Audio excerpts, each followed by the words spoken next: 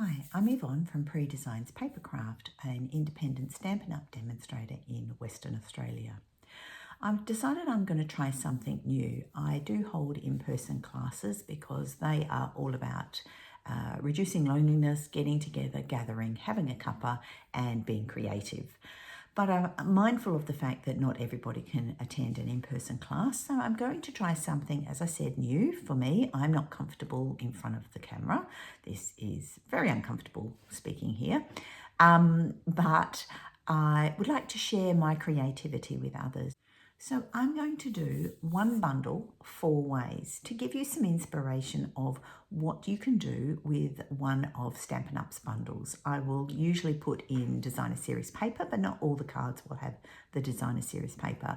Just to help you along the way, if you like a bundle you see in the catalogue, then what you can do with that bundle. I hope you enjoy. Please comment below if you like what I'm doing. I would love to get some feedback if you are interested in seeing more. Thank you. Right, this is our current catalogue. It's the May to August catalogue 2026, and I'm going to showcase the Moonlit Flora bundle. This is your stamp set and die set, and then an embossing folder, and then we have beautiful papers as well. And that is on page 34 and 35 of our catalogue. My card today is going to be showcasing the blending brushes and how you can use the blending brushes to create your own card front and card idea, along with the Fern Flora embossing folder. The base products that you will need are some basic white. I've got Golden Glow, Peaceful Pine, and then a basic white cardstock, some ribbon, baker's twine, and a little bit of extra scrap. Your card base is half a sheet of thick basic white, and I'm in Australia, so I do everything in centimetres. So this is cut at 14.8 centimetres in a landscape orientation, and then I've scored it at 10.5 centimetres, folded and burnished. And then I have a piece of Golden Glow, and the Golden Glow piece is cut at 14.3 by 10 centimetres. That is going to be my first mat. And then my second piece is a piece of Peaceful Pine cardstock, and I'm going to make a lovely little archway, and I'm using the Everyday Arches. When you get a die set that's nested like this, I number them from the smallest to the largest, from the middle out. So I've already put together my 2 pieces. I've just held them together with a piece of washi tape, and I'm going to cut an archway out of my Peaceful Pine. I'm going to do it in the middle because then the leftover piece could be used for another card. I'll go away and do that, and I'll be back in a moment. Right, back with my arches. As I said, I will keep the leftovers for another card. The washi tape just makes it nice and easy to pull your dies or your stamps off. Sometimes it does pull the image off. So these pieces I don't need for this card. They're going to go away. This piece I do need, so I'll pop that with my other pieces for the card.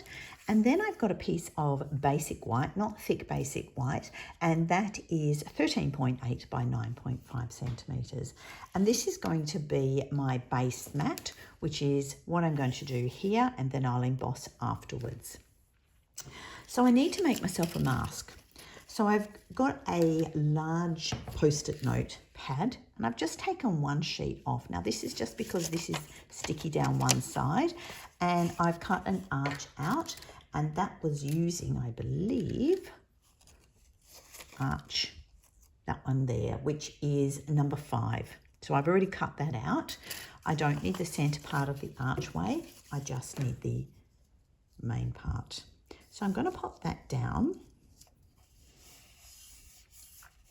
You could use the masking paper for this, but I find that sometimes that just pulls a little bit of the cardstock off. Not that that would be a problem with what we're doing, because we're going to emboss it afterwards, but it's because I've got such a big area, it might be a little bit too heavy. So our beautiful new ink pads. I'm just going to sit down and I'm going to use our blending brushes. Now, when you use a blending brush, I forgot to get my little mat out, so bear with me a moment. Here is my mat for when I use my blending brushes. It's just a pretty piece of paper that I have laminated. You want to tap off the first bits of ink first so that you don't get the brush marks or the bristle marks, you would say. So you can see I'm just adding a little bit of colour inside the archway, being careful not to go over the edge because I haven't got my piece of card covered over here. And I'm just going to go about a third of the way up. Whoops, I didn't brush enough off there, but that's okay.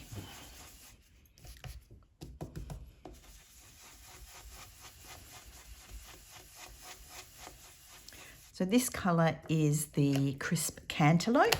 Then I'm going to swap out for the golden glow.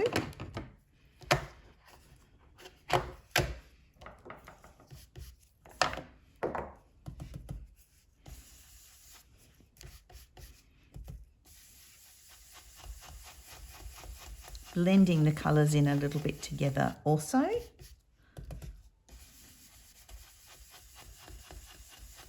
That's enough of that one. And then the final colour is going to be Peaceful Pine. These new ink pads are absolutely brilliant. I have issues with my hands, so they make it so easy to open. And you can see when I'm putting the blending brush to the ink pad, I'm actually just sliding it across the top of the ink pad. I'm not pushing the brush down, just slide it across to get a little bit of the ink, tap it off so that you don't get the brush marks, even though I've got brush marks, and then just blending it down a little bit. That's enough. Now I'm going to remove my mask, and I have a beautiful archway there. Get rid of the things I don't need. Oopsie. And now I'm going to put it through the embossing folder. I'm going to put the whole thing through the embossing folder. And this is the Fern and Flora 3D folder. Just going to put my work in the middle, making sure that I'm not going too tall or too high up to the fold because there is a blank space up there. I'll go away and come back in a moment. Right, I'm back with my embossed piece of work. I call this spotlight embossing because I really spotlighted this part of the embossing folder. But to make it a little bit more stand out, I'm bringing in my craft white and a sponge dauber, and I'm just going to rub over the top of the embossed image with the white just to make it stand out a little bit from the coloured background. So you can just see, I'll bring it right up, you can just see there that the embossed image pops a little bit more than the background. So a little bit more here. Now you can put as much of the white on as you wish. I just want to have a little bit of an accent, and I think that's enough. And because it's raised up, the ink really sits onto or sticks onto the raised image. All right, that's enough of that. Then I'm going to get ready to put my card base together. So I bring in my mat. My embossed piece is going to be glued using our Tombow glue. I love this glue because it's so easy to use. Sorry, that was possibly a horrible noise that came through in the video. I don't have to be precise getting that glue on. Put that down and hold it in place for a few seconds. Then I'm going to use my Peaceful Pine bordered ribbon, and I'm just going to attach that across the bottom. To do that easily, I'm holding it in place, flipping it over. I always attach my ribbon to the back of the card.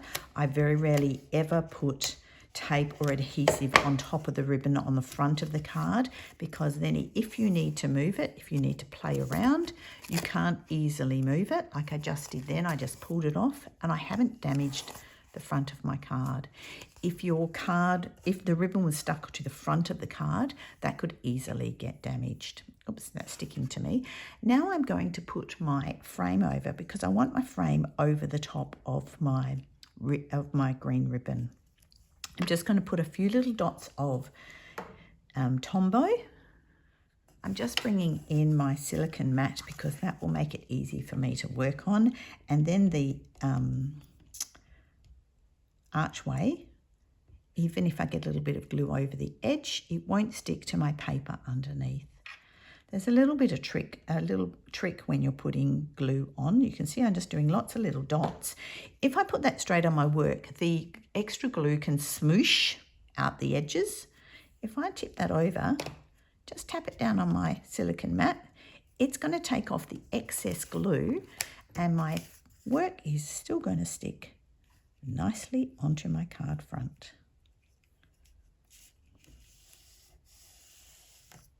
So I'm just going to hold that there for a couple of seconds for it to stick down. Then the little piece of baker's twine, just 15 centimetres of baker's twine, I'm going to pop that under my ribbon because I want to make that a little bit of an accent, if I can get it. And I've just realised that's probably off camera. Okay, bring that back into camera. And I'm just going to try a simple bow. Squeeze up the ribbon so that it sits nicely,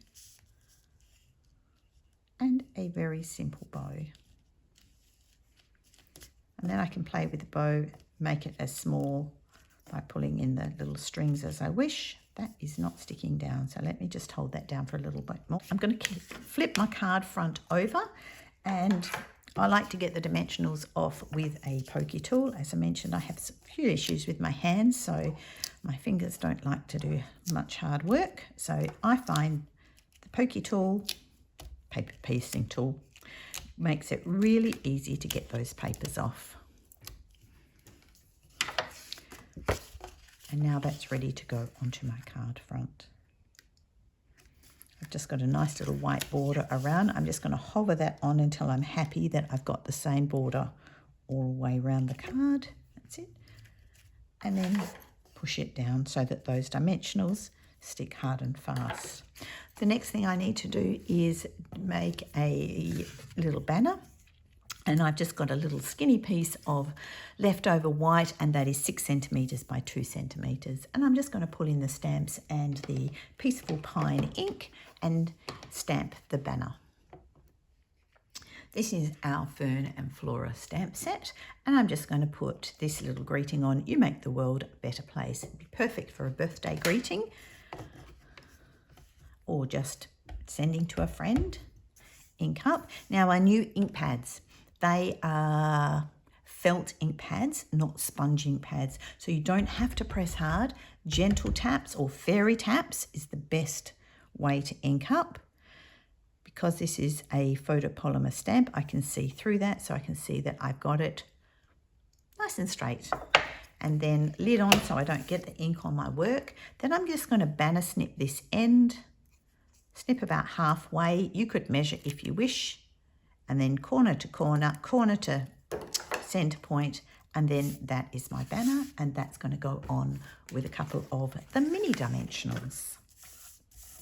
I use all of the pieces of dimensional, the edge bits, the centre bits. I don't waste any of it because the edge bits are really good if you need a long skinny piece.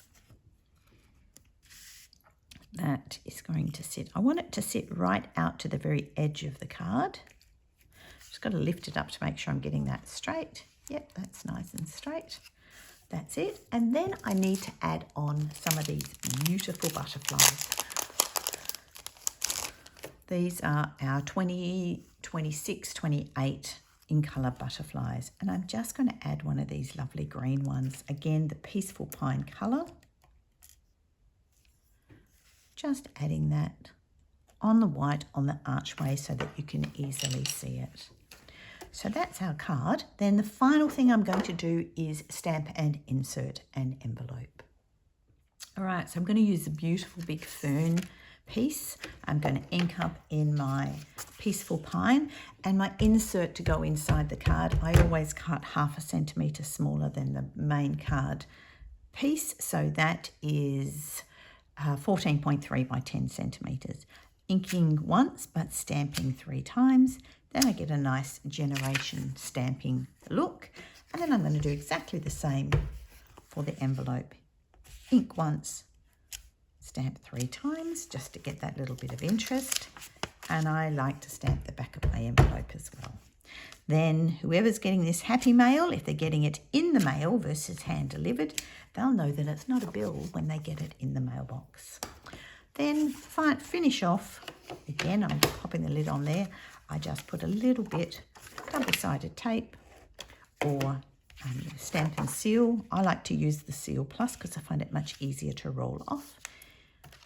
Hold my insert in, and that is my card done. Thank you for watching. I hope you've enjoyed. Please put a comment in below if you like the design. Thanks very much.